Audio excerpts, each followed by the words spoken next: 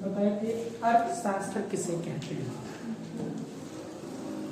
अर्थशास्त्र किसे कहते हैं, मैंने बताया था हमारी समाज में बहुत सारी समस्याएं हैं और कुछ समस्याएं ऐसी हैं जो आर्थिक समस्याएं हैं। उन्हीं समस्याओं में एक समस्या हमारी है आर्थिक समस्या। और जो ये आर्थिक समस्या है हमारे साथ क्यों आती है,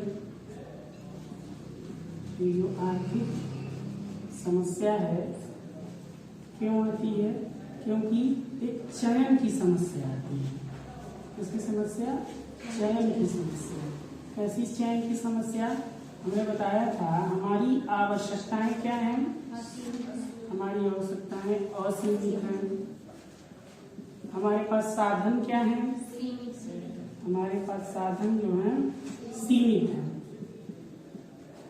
तो अर्थशास्त्र क्या कहता है, अपने असीमित आवश्यकताओं को पूरा करने के लिए सीमित साधनों के प्रयोग को ही अर्थशास्त्र कहा जाता है। जो हमारी आवश्यकताएं हैं अनंत हैं, साधन हमारे पास कम है, तो हम इस साधनों को इस तरीके से खर्च करें ताकि हमारे मैक्सिमम आवश्यकताओं को पूरा किया जा सके, वही कहलाता है अर्थशास्त्र। यानी अपने असीमित आवश्यकता को पूरा करने के लिए सीमित साधनों के प्रयोग को अर्थशास्त्र कहा जाता है। ये तो हो गया अर्थशास्त्र। अच्छा, इसके बाद एक और है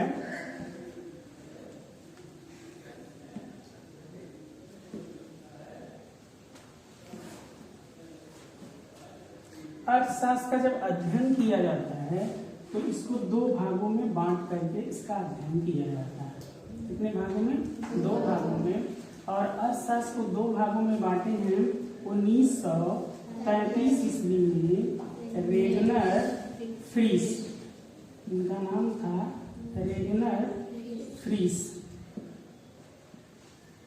एक है माइक्रो इकोनॉमी और एक क्या है macro economics. Micro economics, macro economics. एक को बोलते हैं सूक्ष्म या व्यष्टि अर्थशास्त्र, सूक्ष्म या व्यष्टि अर्थशास्त्र, और एक को क्या बोलते हैं समष्टि अर्थशास्त्र। अच्छा, अब व्यष्टि अर्थशास्त्र किसे कहते हैं, अब समष्टि अर्थशास्त्र से कहते हैं। तो व्यष्टि अर्थशास्त्र किसे कहेंगे, जब अर्थव्यवस्था के किसी एक या एक उपभोक्ता या इंडिविजुअली या व्यक्तिगत इकाइयों का अध्ययन किया जाता है तो वो किसके अंतर्गत करेंगे, व्यष्टि अर्थशास्त्र। जब अर्थव्यवस्था के किसी व्यक्तिगत इकाइयों का अध्ययन किया जाता है तो वह सूक्ष्म अर्थशास्त्र के अंतर्गत किया जाता है। जैसे एक उपभोक्ता का अध्ययन और क्या, एक फर्म का अध्ययन, एक उद्योग का अध्ययन, ये सारा किसके अंतर्गत हो जाएगा, सूक्ष्म अर्थशास्त्र के अंतर्गत। और समष्टि अर्थशास्त्र के अंतर्गत क्या हो जाएगा, संपूर्ण। जब हम संपूर्ण अर्थव्यवस्था के समूहों का अध्ययन करते हैं तो वह कहलाता है समष्टि अर्थशास्त्र। जैसे राष्ट्रीय आय का अध्ययन करना, संपूर्ण मांग एवं संपूर्ण पूर्ति का अध्ययन करना, ये कहलाता है क्या, समष्टि अर्थशास्त्र। ये हो गया। जो सूक्ष्म अर्थशास्त्र लिखे हैं, सूक्ष्म अर्थशास्त्र या व्यष्टि अर्थशास्त्र, इसे कीमत का सिद्धांत भी कहा जाता है। जो ये लिखे हैं ना सूक्ष्म अर्थशास्त्र या व्यष्टि अर्थशास्त्र, इसको क्या कहा जाता है, कीमत का सिद्धांत भी कहा जाता है। कीमत का सिद्धांत, इसके अंतर्गत किन किन चीजों का अध्ययन किया जाता है, उपभोक्ता व्यवहार के सिद्धांत का अध्ययन किया जाता है। उपभोक्ता व्यवहार के सिद्धांत का अध्ययन किया जाता है। और किसका अध्ययन किया जाता है,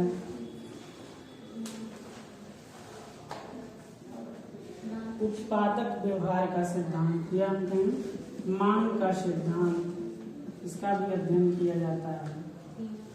और कीमत का सिद्धांत तो कहते ही हैं इसके, कीमत का सिद्धांत का भी अध्ययन किया जाता है। और एक और है पूर्ति का सिद्धांत का भी अध्ययन किया जाता है, पूर्ति का सिद्धांत। और उत्पादक सिद्धांत, उत्पादक का सिद्धांत। और क्या चीज? उत्पादक के सिद्धांत का अध्ययन किया जाता है। इतनी सारी चीजों का अध्ययन किसके अंतर्गत करेंगे हम? सूक्ष्म अर्थशास्त्र के अंतर्गत करेंगे। अच्छा, अब समष्टि अर्थशास्त्र किसे कहते हैं हम? जब अर्थव्यवस्था के समूहों का अध्ययन किया जाता है, यानी संपूर्ण समूहों का अध्ययन एक साथ किया जाता है तो कहलाता है समष्टि अर्थशास्त्र। जैसे राष्ट्रीय आय का अध्ययन, और एक क्या है, या हम कहें रोजगार के सिद्धांत का अध्ययन करते हैं, तभी इसी के अंतर्गत अध्ययन करते हैं। संपूर्ण मांग और संपूर्ण पूर्ति का अध्ययन भी इसी के अंतर्गत करते हैं। एक और है, इसमें अंतर पूछता है, व्यष्टि अर्थशास्त्र और समष्टि अर्थशास्त्र में अंतर। ठीक है, पहला अंतर हम क्या लिखें? अगर दोनों में अंतर की बात करें तो पहला अंतर हम क्या लिखें? व्यष्टि अर्थशास्त्र और समष्टि अर्थशास्त्र में पहला अंतर ये लिख सकते हैं। व्यष्टि वाले में अगर हम लिखें तो लिखेंगे इसमें व्यक्तिगत इकाइयों का अध्ययन किया जाता है। कहीं नहीं लिखेंगे, इसमें व्यक्तिगत इकाइयों का अध्ययन किया जाता है। और इस वाले में किसका किया जाता है? संपूर्ण अर्थव्यवस्था का अध्ययन किया जाता है। माइक्रो इकोनॉमिक्स का आधार क्या है इसका? इसमें लिखेंगे सूक्ष्म अर्थशास्त्र का आधार कीमत है। और इसमें क्या लिखेंगे? इसका आधार आय है। इसका आधार कीमत है, इसका आधार आय है। अंतर में लिखते हैं। सबसे पहले है इसमें क्या लिखें? व्यक्तिगत इकाइयों का अध्ययन किया जाता है। अंतर, तो इसमें अंतर लिखना है। हम सबसे पहले क्या लिखें? इसमें व्यक्तिगत इकाइयों का अध्ययन किया जाता है। और इसमें क्या लिखें? इसमें लिख सकते हैं संपूर्ण अर्थव्यवस्था का अध्ययन किया जाता है।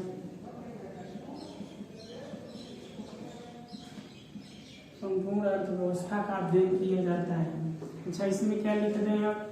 बोले थे सूक्ष्म अर्थशास्त्र का आधार क्या है?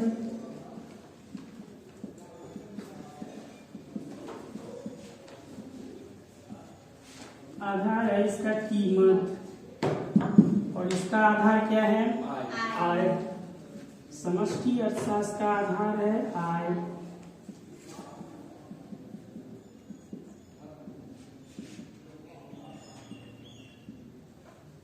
समष्टि अर्थशास्त्र का आधार है आय, और व्यष्टि अर्थशास्त्र का आधार क्या है? कीमत। व्यष्टि अर्थशास्त्र क्या है? सीमित है, और समष्टि अर्थशास्त्र क्या है? व्यापक है। तो इसको भी लिख लेते हैं। तीसरा, व्यष्टि अर्थशास्त्र सीमित है। व्यष्टि अर्थशास्त्र क्या है? सीमित है। और ये क्या है? समष्टि अर्थशास्त्र व्यापक है, बड़ा है।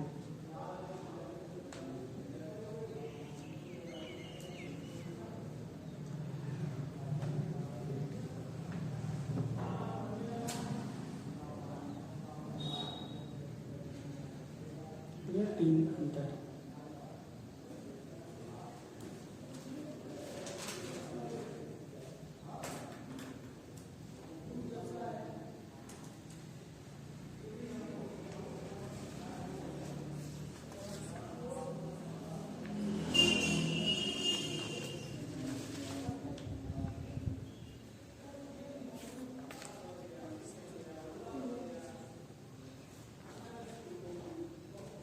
मिटा दें।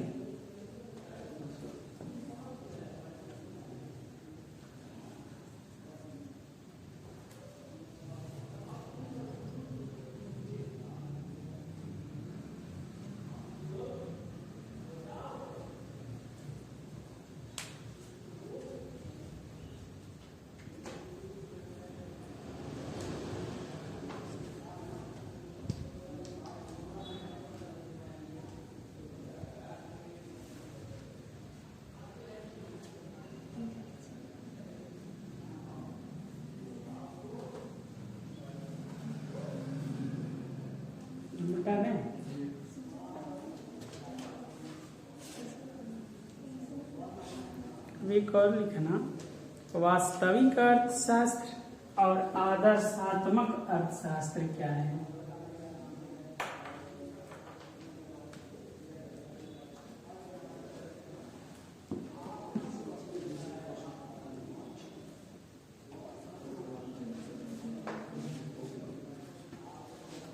वास्तविक या सकारात्मक। वास्तविक अर्थशास्त्र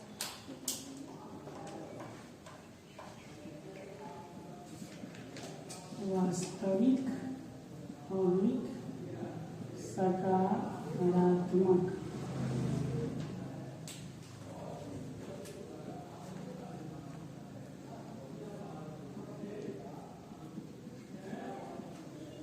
वास्तविक या सकारात्मक अर्थशास्त्र और एक क्या है, या और एक और है आदर्शात्मक अर्थशास्त्र।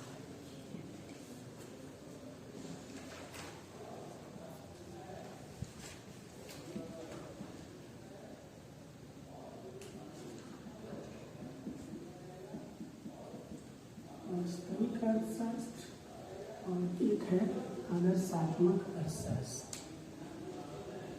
ये दोनों है क्या, इन दोनों में बड़ा अंतर पूछता है कि वास्तविक अर्थशास्त्र क्या है और एक आदर्शात्मक अर्थशास्त्र क्या है।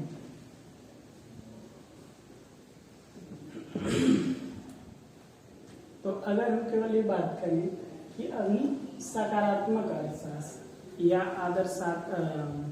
वास्तविक अर्थशास्त्र, इसका मतलब क्या है, इसका मतलब क्या है से है। अगर पूछे ये क्या है, वास्तविक या आदर्श अर्थशास्त्र क्या है, क्या है,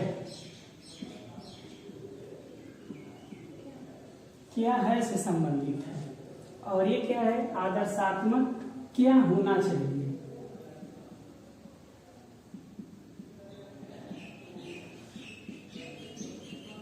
आदर्शात्मक अर्थशास्त्र किससे संबंधित है, क्या होना चाहिए, और एक वास्तविक या सकारात्मक अर्थशास्त्र क्या है, क्या होना, क्या है, मतलब एक वास्तविक स्थिति को ये बताता है। सकारात्मक अर्थशास्त्र वास्तविक स्थिति को बताता है। जैसे हम कहें हमारे देश का जीडीपी 6% है, या हम कहें हमारे देश की जीडीपी 4% है, तो ये वास्तविक चीजें बता रहा है। लेकिन हम कहें आदर्शात्मक अर्थशास्त्र क्या है, तो ई कह रहा है कि नहीं हमारा 8% होना चाहिए था।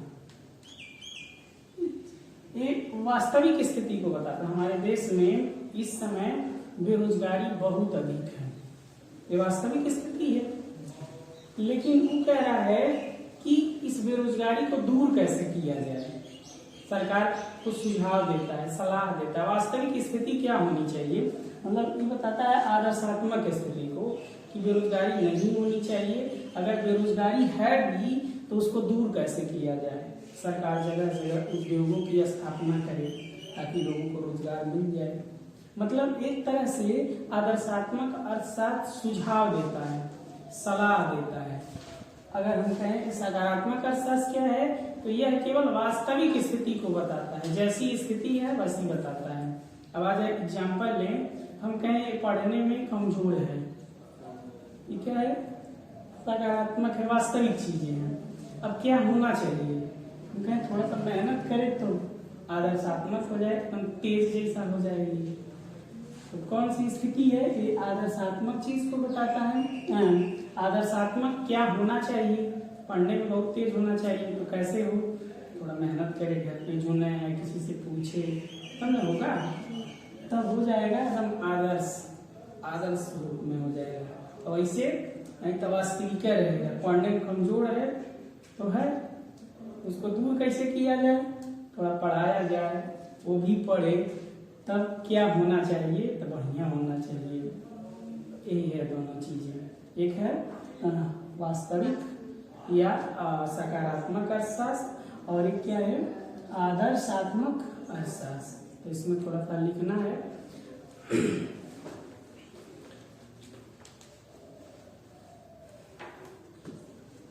इसमें लिख लेते हैं सकारात्मक में किसी आर्थिक समस्या की वास्तविक स्थिति को व्यक्त करता है। किसी आर्थिक समस्या के वास्तविक स्थिति को व्यक्त करता है।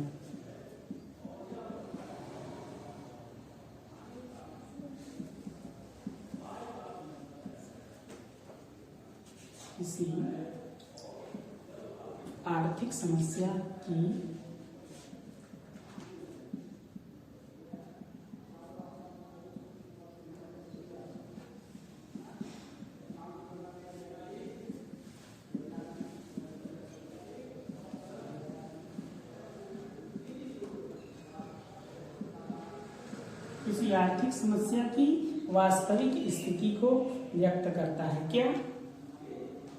वास्तविक या सकारात्मक अर्थशास्त्र तो वास्तविक स्थिति में जो है उसी को व्यक्त करता है। मतलब क्या है, फिर लिखे हैं, क्या है उसी को व्यक्त करता है।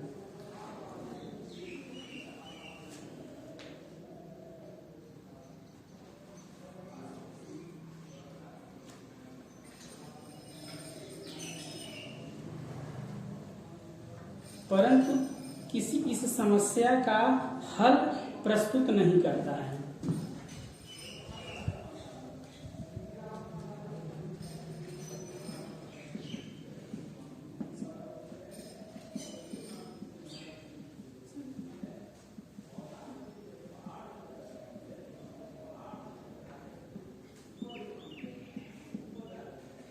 परंतु किसी समस्या का हल प्रस्तुत नहीं करता है।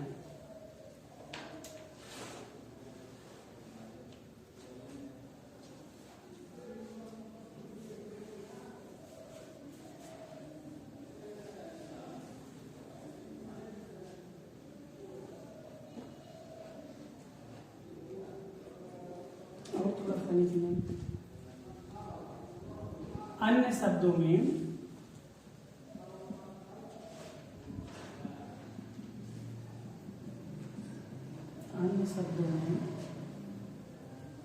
इसका संबंध केवल क्या है से है।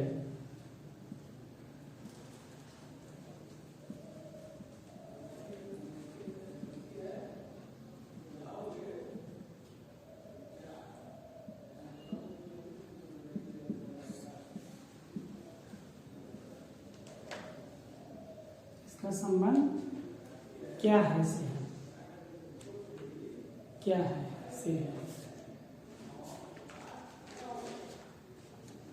इसका संबंध इससे नहीं है कि क्या होना चाहिए।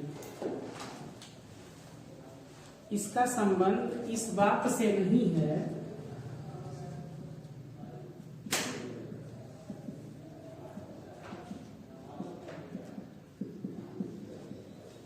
इसका संबंध इस बात से नहीं है कि क्या होना चाहिए।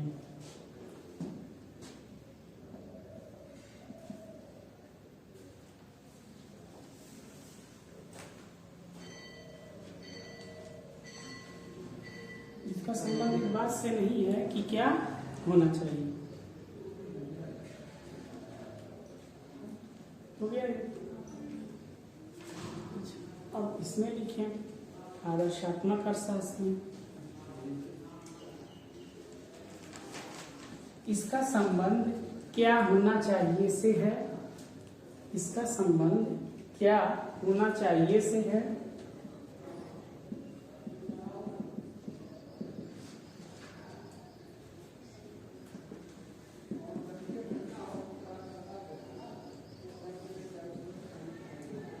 इसका संबंध क्या होना चाहिए से है।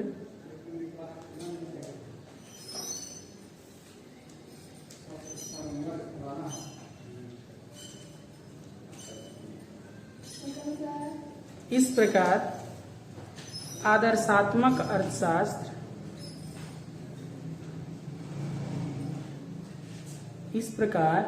आदर्शात्मक अर्थशास्त्र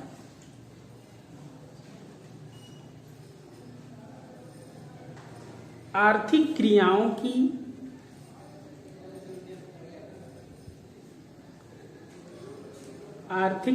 की अच्छाई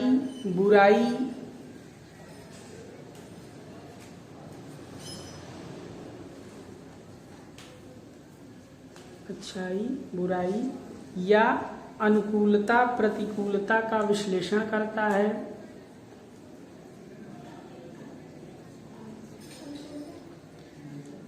अच्छाई बुराई या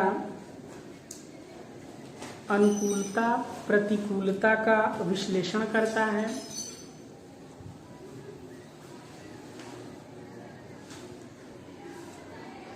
इसके औचित्य के बारे में बताता है।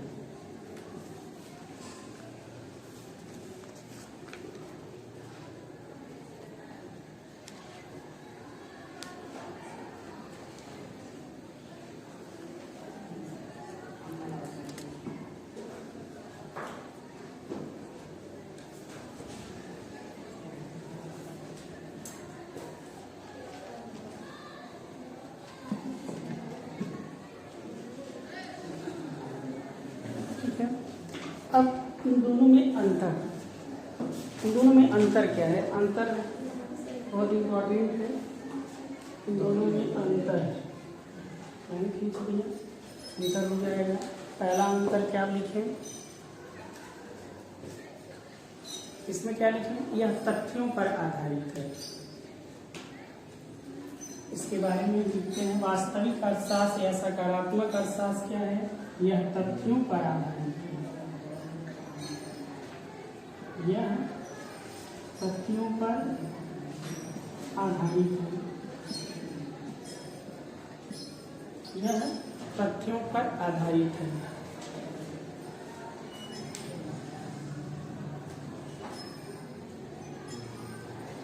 इन तथ्यों की वास्तविक आंकड़ों से पुष्टि की जा सकती है।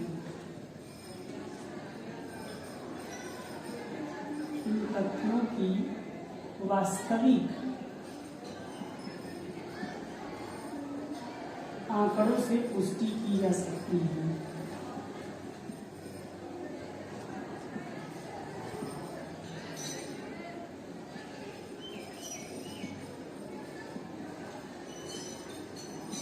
इसका मतलब क्या है? यह तथ्यों पर आधारित है। जैसे हम कहें हमारे भारत की जनसंख्या इतना है, 1,21,00,00,000 है। 2011 की जनगणना के अनुसार 1,21,00,00,000 है। इसकी पुष्टि कैसे करेंगे? हम डेटा ले लेंगे 2011 वाला, तो देखेंगे हाँ ये तो सही है। बस इसी चीज को यह व्यक्त करता है। अच्छा, इसमें क्या आप लिखेंगे? इसमें क्या लिखें? इसमें हमने कहा यह तथ्यों पर आधारित है और इन तथ्यों की पुष्टि हम आंकड़ों के आधार पर करते हैं। तो अब आदर्शात्मक अर्थशास्त्र में हम क्या लिखेंगे? अंतर लिखना है। इसमें ये लिख सकते हैं यह वास्तविक आंकड़ों की पुष्टि नहीं करता बल्कि उनका मूल्यांकन करता है। जैसे हम कहें हमारे देश की जनसंख्या अधिक हो गई है, आंकड़ा देख ली, हाँ बहुत अधिक है, सही हो गया। अब आदर्शात्मक कहेगा कि नहीं अधिक हो गया नहीं, अब इसको कंट्रोल करना है, नहीं तुम्हारी ये समस्याएं आ जाएंगी। यह मूल्यांकन करने का काम करता है। तो इसमें लिख सकते हैं यह वास्तविक आंकड़ों की पुष्टि नहीं करता, यह वास्तविक आंकड़ों की पुष्टि नहीं करता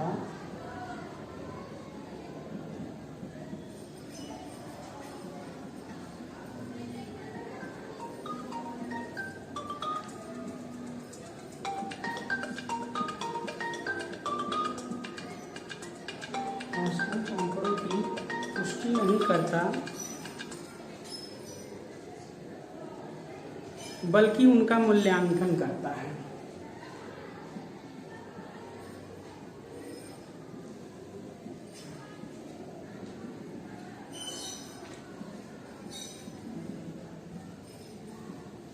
पुष्टि नहीं करता बल्कि उनका मूल्यांकन करता है। मूल्यांकन करना इसका काम था।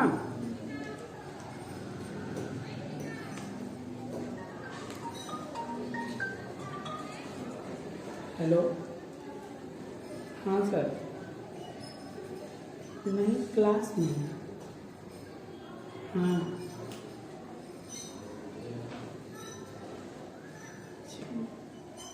अभी इसमें से हानि सजी को बुला लेते हैं।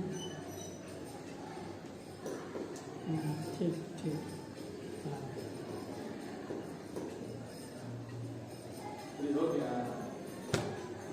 नहीं अभी पूरा हो जाएगी,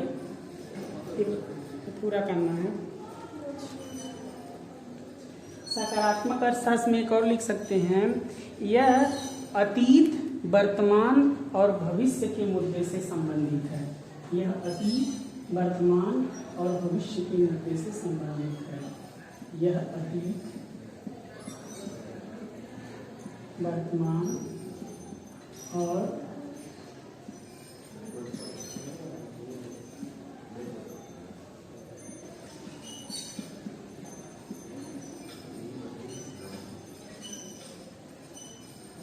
अतीत, वर्तमान और भविष्य के मुद्दे से संबंधित है। अतीत, वर्तमान और भविष्य के मुद्दों से यह संबंधित है। अच्छा, इसमें क्या लिखें? यह आर्थिक मुद्दों के बारे में अर्थशास्त्रियों की राय से संबंधित है। इसमें राय न रहेगा क्योंकि ये सुझाव देता है क्या होना चाहिए। तो यह क्या है? यह आर्थिक मुद्दों के बारे में अर्थशास्त्रियों की राय प्रस्तुत करता है।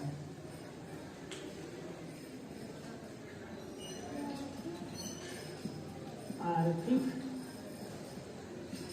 मुद्दों के बारे में अर्थशास्त्रियों की राय प्रस्तुत करता है।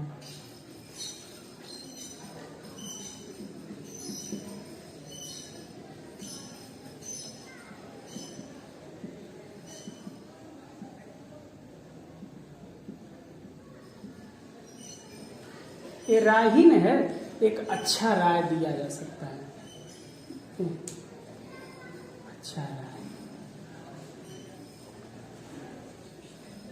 यह मूल्यांकन में शामिल नहीं है।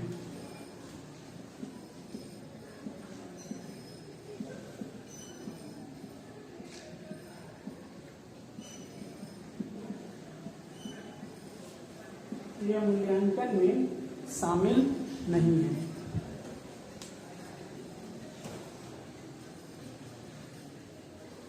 और यह मूल्यांकन में शामिल रहता है।